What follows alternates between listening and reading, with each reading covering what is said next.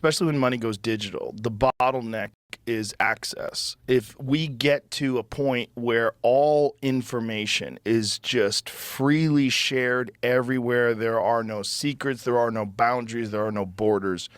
We're reading minds.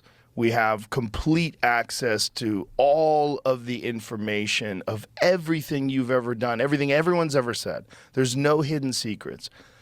What is money then? Money is this digital thing. Well, how can you possess it? How can you possess this digital thing if there is literally no bottleneck? There's no barriers to anyone accessing any information because essentially it's just ones and zeros. This is all too fascinating.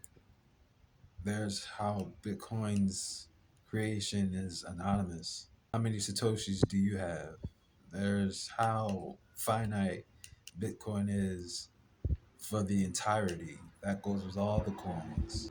As we have these stable coins coming on the scene, more and more of our tangible dollar is being put into this digital scheme or digital reality as we often try to emulate the animosity within these altcoins. What's to hold or what's to say? Early adoption. Can't stress it enough.